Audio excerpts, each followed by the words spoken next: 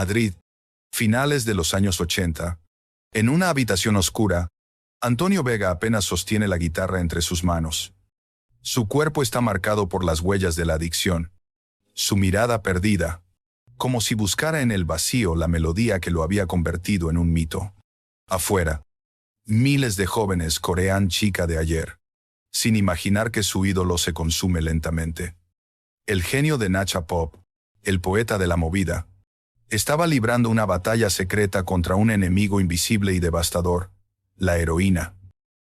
¿Cómo un músico capaz de escribir himnos eternos pudo caer en un abismo tan profundo? ¿Cómo la promesa más brillante de una generación terminó atrapada en una espiral de autodestrucción? La prensa hablaba de un talento inigualable, pero también de un hombre perseguido por fantasmas interiores que ninguna fama podía silenciar. Lo que parecía la vida soñada de una estrella del pop se convirtió en un infierno íntimo, marcado por recaídas, hospitales y un destino cada vez más incierto.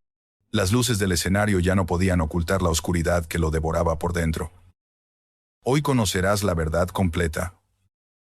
Antonio Vega Tallés nació en Madrid en el año 1957, en el seno de una familia de clase media acomodada.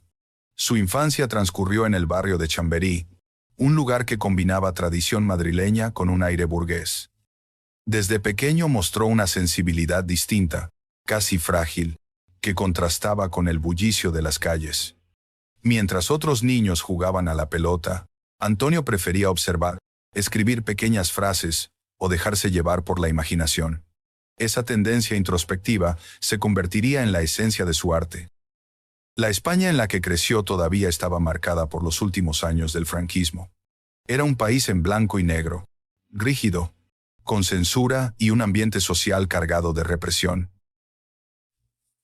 Sin embargo, en los 70 empezaba a abrirse paso una nueva generación que ansiaba libertad. Antonio absorbió ese clima de transición, ese deseo de cambio, y lo transformó en una sensibilidad artística que conectaría profundamente con la juventud. En el ámbito familiar, recibió una educación sólida y disciplinada. Sus padres valoraban el estudio y la formación, pero también le dieron espacio para cultivar su amor por la música. A los 14 años, Antonio ya tocaba la guitarra de forma autodidacta, experimentando con acordes y melodías. En la adolescencia, formó pequeños grupos con amigos del colegio, entre ellos Nacha Pop, que aún era apenas una idea en ciernes.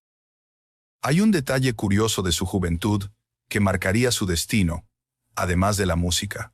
Antonio era un apasionado de la ciencia. Estudió física en la Universidad Complutense de Madrid y, durante un tiempo, pensó en dedicarse a la investigación, pero la música lo arrastraba con más fuerza. Para él, las fórmulas matemáticas y los acordes tenían algo en común. Eran caminos para descifrar el misterio de la existencia. El barrio también jugó un papel importante. En los cafés y bares de Madrid empezaba a gestarse lo que luego se llamaría la movida madrileña. Eran espacios de encuentro para jóvenes que buscaban expresarse sin límites. Pintores, cineastas, poetas y músicos compartían noches interminables. Antonio, tímido pero magnético, se movía en ese ambiente como un observador silencioso, absorbiendo historias y sensaciones que después convertiría en canciones. Su carácter reservado contrastaba con la intensidad de sus letras. No era un líder estridente ni un provocador en los escenarios. Al contrario, irradiaba una vulnerabilidad que conmovía a quienes lo escuchaban. Esa mezcla de fragilidad y genio fue lo que lo distinguió desde el principio. La transición política en España, tras la muerte de Franco en 1975, coincidió con la juventud de Antonio. La sociedad española entraba en una etapa de efervescencia cultural, ansiosa de modernidad. En ese contexto, el joven madrileño encontró el terreno fértil para dar rienda suelta a su creatividad. La rigidez de su infancia bajo la dictadura contrastaba con el torbellino de libertad que ahora ofrecía la democracia. Un hecho que pocos conocen es que Antonio, antes de lanzarse de lleno a la música, realizó el servicio militar obligatorio. Aquella experiencia marcó aún más su carácter introspectivo. Pasaba las horas escribiendo y componiendo en silencio, como si la rutina castrense le sirviera de contraste para reafirmar su identidad artística. Otro aspecto decisivo fue su relación con la familia. Aunque no siempre entendían su inclinación bohemia, sus padres nunca le cerraron las puertas. Esa combinación de apoyo y libertad fue clave para que Antonio pudiera dar el salto al mundo de la música profesional. Cuando en 1978 conoció a su primo Nacho García Vega, comenzó a tomar forma el grupo que cambiaría su vida, Nacha Pop. El nombre era casi una declaración de intenciones, mezcla de ironía y modernidad, un guiño a la cultura pop internacional que tanto les influía. A partir de ahí, la historia de Antonio se entrelazaría con la de una generación entera que encontraba en su música un espejo de sus sueños y frustraciones. Así, del niño tímido de Chamberí, del estudiante de física, del soldado silencioso, surgía un artista llamado a convertirse en uno de los grandes referentes de la música española. Un joven cuya sensibilidad única pronto lo llevaría a brillar en el escenario, pero también a enfrentarse a tormentas que lo perseguirían hasta el final de su vida. A finales de los años 70, Madrid se encontraba en plena ebullición. La dictadura había quedado atrás, y la juventud buscaba un lenguaje nuevo con el que expresarse. En ese caldo de cultivo nació Nacha Pop, la banda que uniría para siempre el destino de Antonio Vega con el de la movida madrileña. Junto a su primo Nacho García Vega, formaron un grupo que mezclaba melodías pegadizas con letras poéticas y melancólicas. Antonio se convirtió rápidamente en el motor creativo, el autor de canciones que parecían pequeñas confesiones íntimas, disfrazadas de himnos generacionales. En 1980, el grupo lanzó su primer disco, titulado simplemente Nacha Pop. En ese álbum se encontraba una canción que marcaría un antes y un después, Chica de ayer.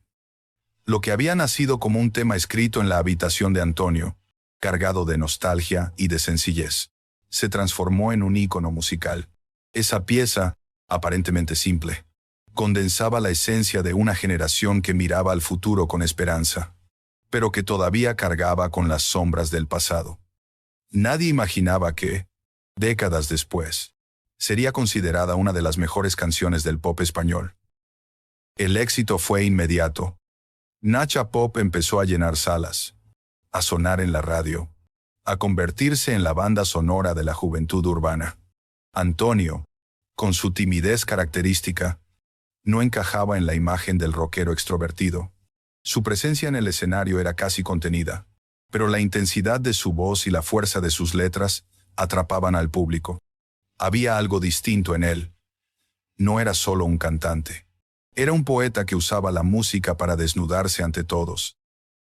Durante los primeros años 80, Nacha Pop participó en festivales, giras y programas de televisión.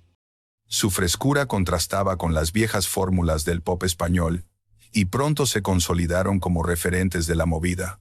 Canciones como Una décima de segundo o Magia y precisión mostraban la evolución creativa de Antonio, quien comenzaba a perfilar un estilo propio, íntimo y reflexivo. La crítica lo aclamaba, pero lo que realmente distinguía a Antonio era la conexión emocional con su público. Muchos jóvenes sentían que sus letras hablaban directamente de sus vidas, de sus miedos, de sus deseos. Esa sinceridad lo convirtió en un artista cercano, casi frágil, y a la vez en un mito. Sin embargo, mientras las luces del escenario lo consagraban, las sombras empezaban a crecer.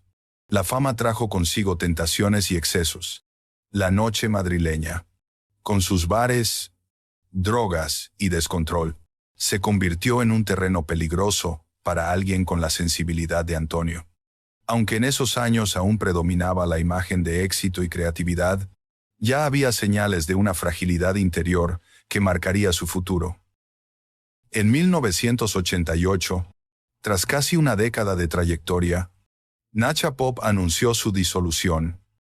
Fue un golpe duro para sus seguidores, pero para Antonio representaba la necesidad de emprender un camino en solitario.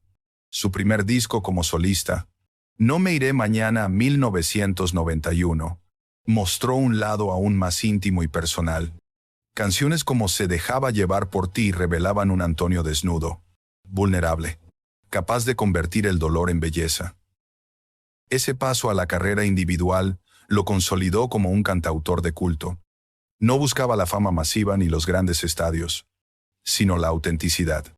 Sus conciertos eran espacios casi litúrgicos, donde cada acorde se vivía como una confesión compartida. El público lo veneraba no solo por su talento, sino por la verdad que emanaba de cada una de sus interpretaciones. Parecía que el destino le sonreía. Éxito con Nacha Pop. Respeto como solista. Reconocimiento de crítica y público. Todo apuntaba a una vida marcada por la gloria musical, pero la realidad era muy distinta. Detrás de los aplausos, Antonio libraba una batalla secreta que se intensificaba día tras día. La adicción, que al principio parecía un juego, empezaba a apoderarse de su existencia. Lo que parecía gloria eterna, pronto se convertiría en su mayor pesadilla. El mismo hombre que había escrito Chica de ayer, el himno luminoso de una generación, estaba hundiéndose poco a poco en la oscuridad. A finales de los años 80, en paralelo al éxito de Nacha Pop y luego a su carrera en solitario, Antonio Vega cayó en las redes de la heroína. No fue un caso aislado. La droga devastó a miles de jóvenes en España y se convirtió en un problema social de enormes dimensiones.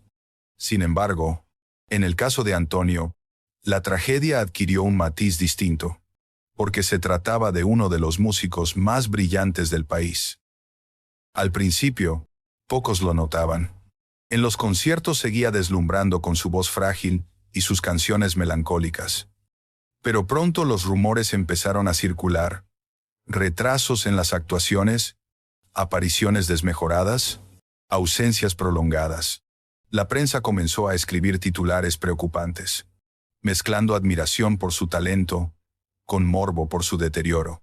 El mito del genio maldito, que tantos artistas habían encarnado antes, parecía encarnarse en él con una crudeza estremecedora. La heroína no solo minaba su salud física, sino también sus relaciones personales. Sus parejas, amigos y compañeros de banda se enfrentaban a la desesperación de verlo atrapado en un círculo del que parecía imposible salir. Varias veces intentó desintoxicarse, ingresando en clínicas y sometiéndose a tratamientos, pero las recaídas eran constantes. Cada recuperación parcial era seguida por una nueva caída.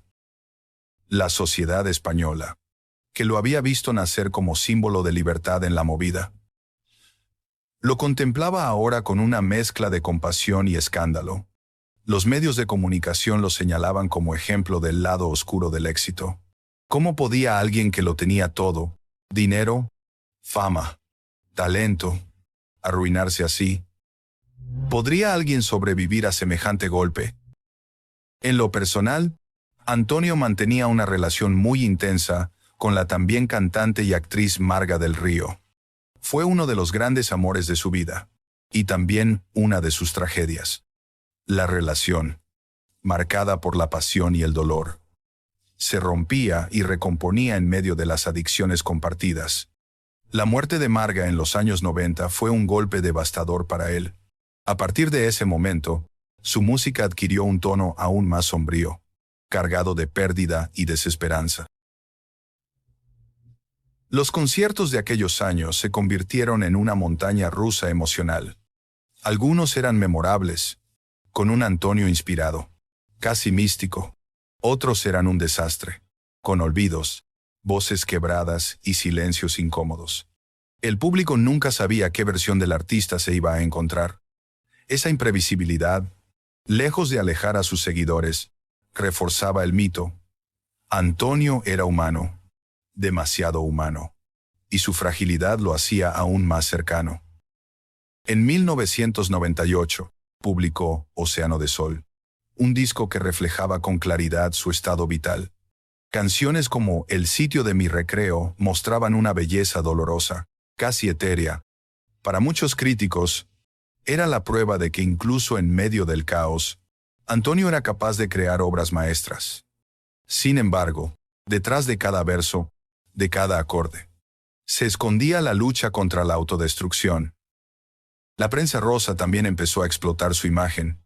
Fotografías de un Antonio demacrado, titulares alarmistas sobre su salud, rumores de ingresos hospitalarios. Cada aparición pública se convertía en noticia, no por su música, sino por su deterioro. El genio se transformaba en espectáculo de decadencia. Los años 2000 no trajeron alivio. Aunque intentó en varias ocasiones resurgir, grabar nuevos discos y volver a los escenarios, su estado de salud empeoraba.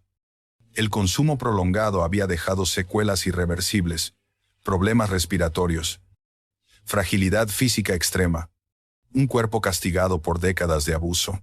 Aún así, Antonio se aferraba a la música como única tabla de salvación. Seguía componiendo, seguía tocando, incluso cuando su voz ya no tenía la fuerza de antes. En el 2009, la noticia golpeó como un mazazo. Antonio Vega fallecía el 12 de mayo, a los 51 años, víctima de un cáncer de pulmón agravado por años de adicciones. España entera se estremeció. El genio que había dado voz a una generación, el poeta de la movida, el hombre frágil y atormentado, había sucumbido finalmente. El día de su muerte, cientos de admiradores se reunieron en Madrid para despedirlo. Las radios volvieron a poner Chica de ayer, y la canción sonó como un requiem colectivo.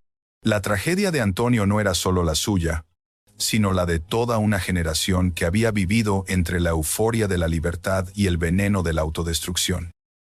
Así se consumaba el escándalo y la crisis más dolorosa.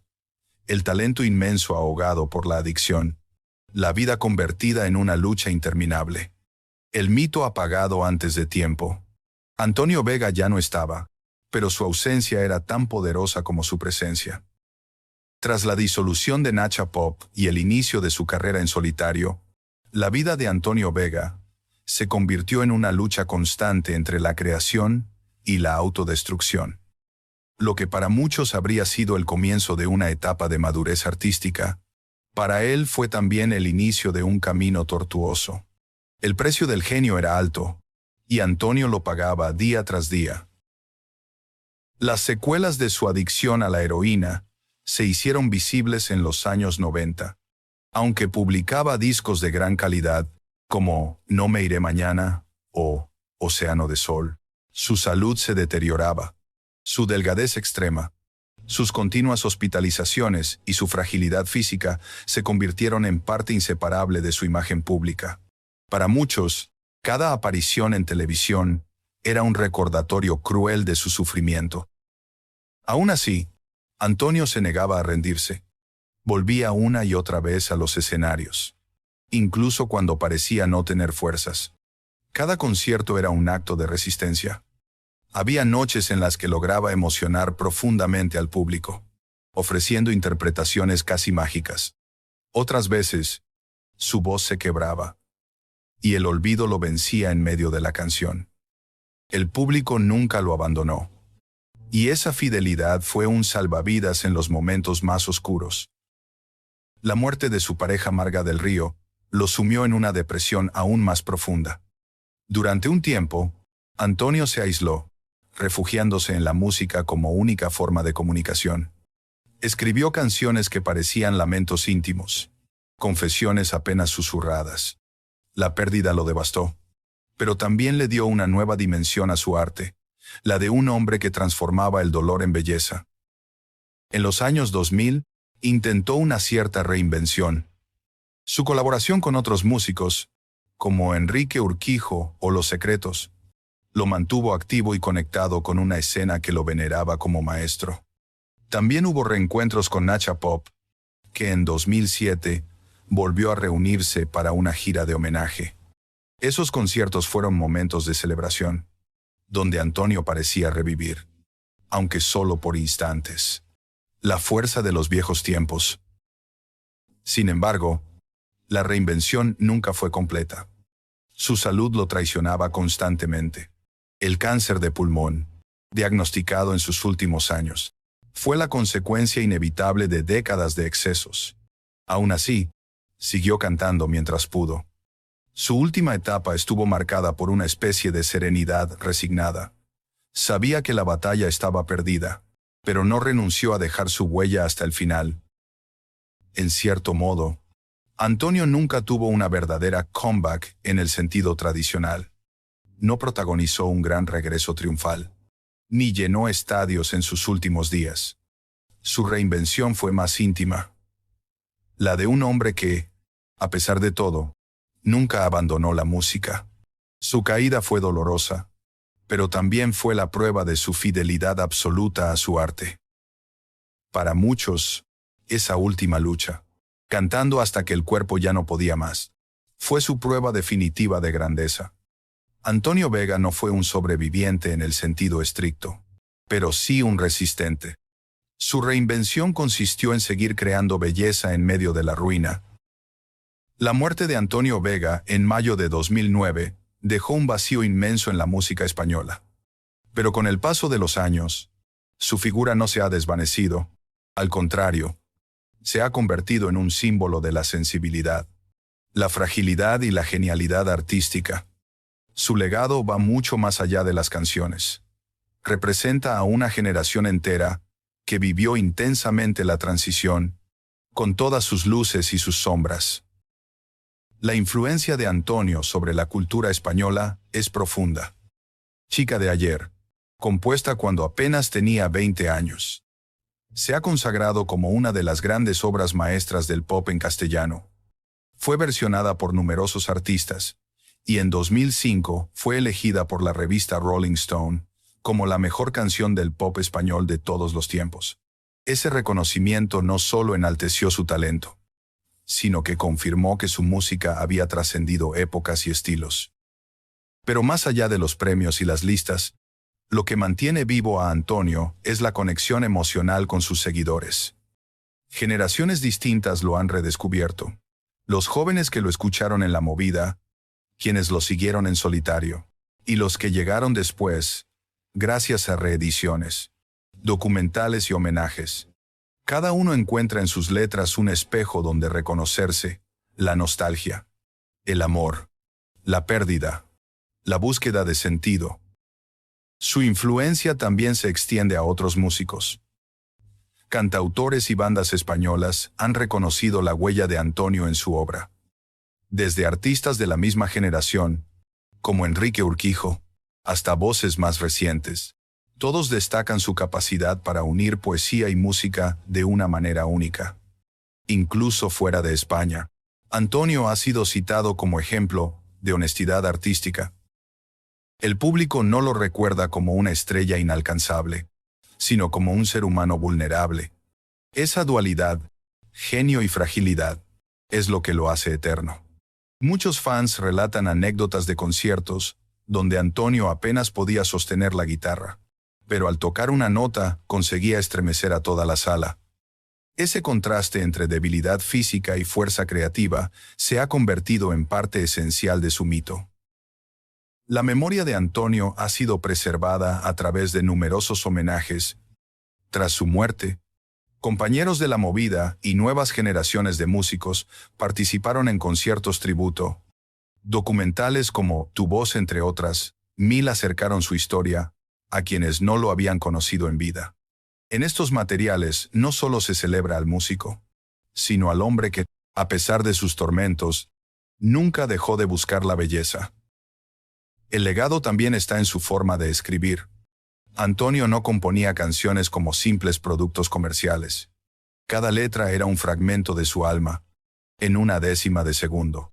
Por ejemplo, condensó la fugacidad del tiempo en un puñado de versos inolvidables.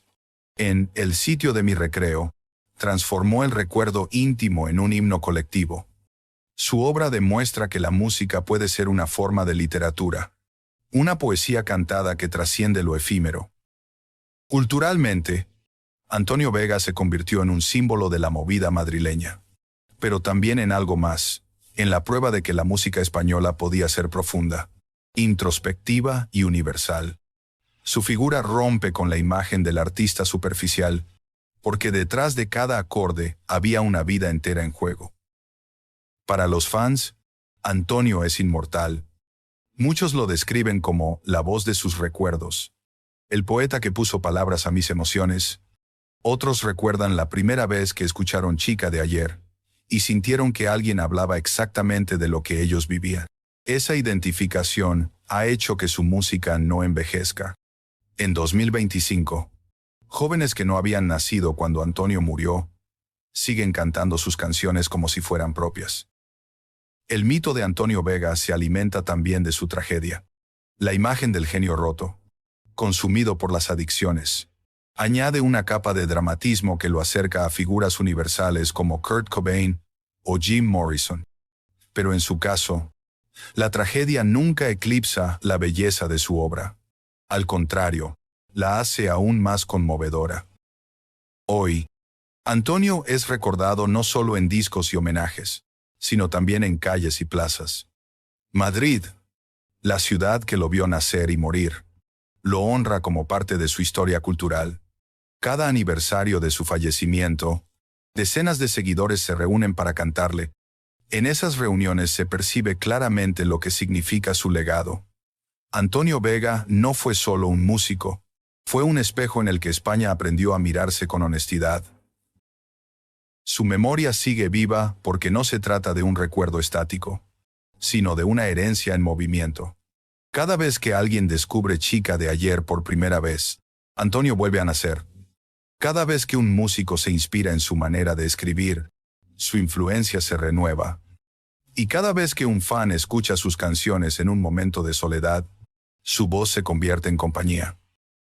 Antonio Vega no fue un ídolo pasajero, fue y sigue siendo un mito eterno.